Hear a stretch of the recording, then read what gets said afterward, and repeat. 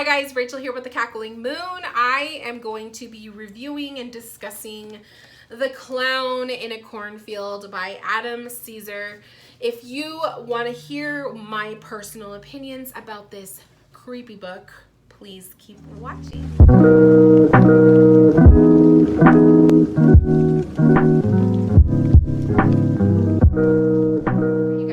This review is going to be very short and sweet. I will not give out spoilers, so just so you know, there will be no spoilers. I know sometimes people don't give that ahead of time and then you watch something and you're like, holy shit, you just like gave it away. So there will not be any spoilers, and it's just, this is my personal opinion, so please don't let my opinion be what keeps you from reading a book, or for, you know what I mean, like just do it if you want to. So basically, I found out about Clown in a Cornfield because I actually follow Adam's YouTube channel. So Adam Caesar is a YouTube creator, and his YouTube channel is discussing horror content. So he discusses horror books and movies and anything else too. It's just, he has like a whole plethora of like horror stuff on his channel. And I personally really enjoy watching that kind of stuff. So horror has always been my thing. Until like tarot and all of that started to like take center stage, but I do love horror. So I have my fair share of horror books tucked away in a bookcase in the other room. And so I love it. So I've been following Adam's channel for a little bit over a year now, and he had recently announced his book. So when he announced it, I am a bookworm. I freaking love books. It's a horror book. I had to read it. So I picked up my copy off of Amazon. I got my copy off of Barnes & Noble, but you can pick it up off Amazon. It's called Clown in a Cornfield, and it is a young adult horror slasher book. So I have to say, I don't think I've ever really read a slasher kind of a book except for zombies. I don't know if zombies would be considered slasher books. Not really sure about that, but I was very, very much intrigued when Caesar announced his book and that he said it was a slasher book, because I love slasher movies. So I'm totally into, you know, the Michael Myers and the Freddy Krueger movies. So I was just kind of like, I need to read this book. It is young adult, so I was a little bit worried that young adult books tend to be a little bit more censored. Surprisingly though, sometimes you can get some really juicy stuff in the young adult section. So I guess it just depends on the author. But I will say this book is 100% slasher.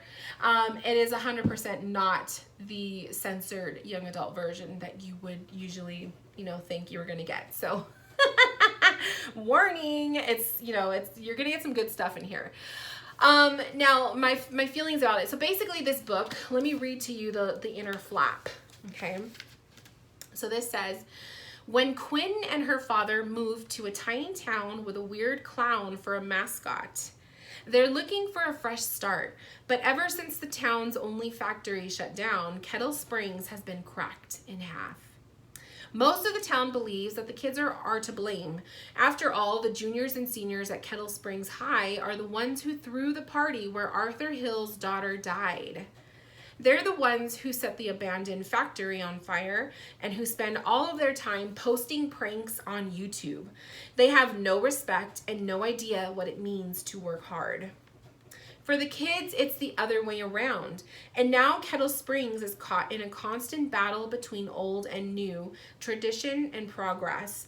It's a fight that looks like it will destroy the town until one homicidal clown with a pork pie hat and a red nose decides to end it for good. Because if your opponents all die, you win the debate by default. So, it's your typical, like, old people versus young people kind of a situation, right? Clown in a Cornfield, really, really, really good. Really good. The only thing I have to say that I did not like about this book was that it took 100 pages to get to the first murder. That was pretty much the only gripe that I have with this book. This book is about a little bit over 350 pages. let me see. No, it's about 346-ish pages.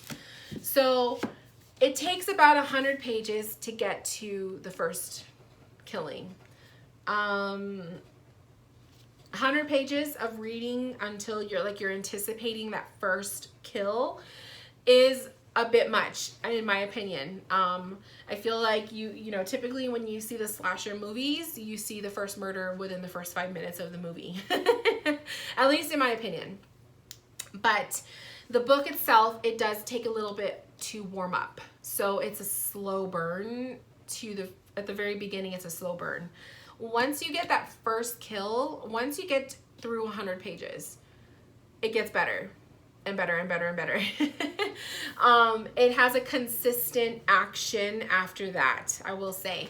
So if you can get yourself through the first 100 pages, you're in for a fun ride after that. There's a lot of gore, I will say. There's a lot of gore, lots of murders, lots of gore. And if you have a very imaginative imagination, you will be in for a fun ride. So it's just amazing the way these authors can describe certain ways to kill people. If you're not into that kind of stuff, you may not like the book. I will say that. It's not very much censored, so you know, I don't want to say you don't really have a lot of bad words, you know, like curse words. But there is a hell of a lot of gore. So definitely, if you're not into the gore, if you're not into like the murders, and if you're not comfortable reading something like that, then I would say pass on this. But other than that, it was pretty damn good. I enjoyed it. It was one of those books where as I was reading it, I forgot I was reading a young adult novel.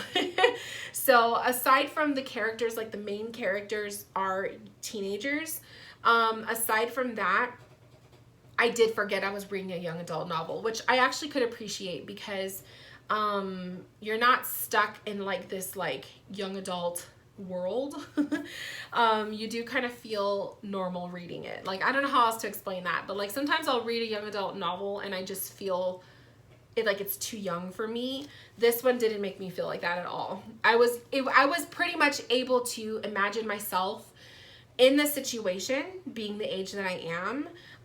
So I guess that's the best way I can describe it.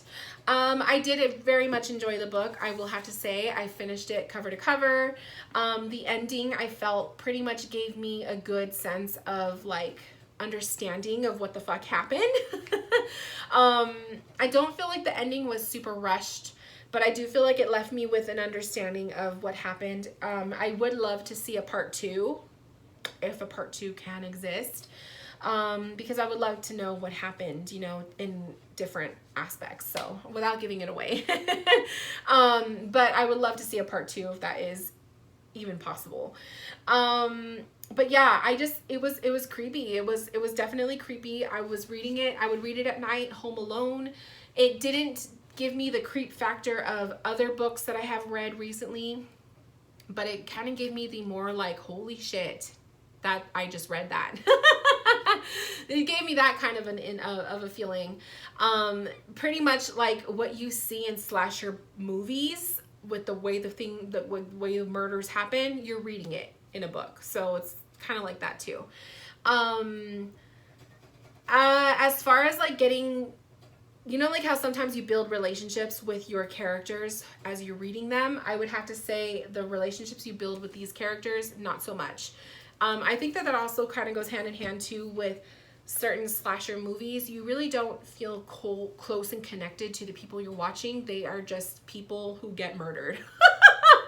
So it's kind of like the same feeling with this book. Like you don't really get a chance to get very close with a lot of the people mentioned because they're dying.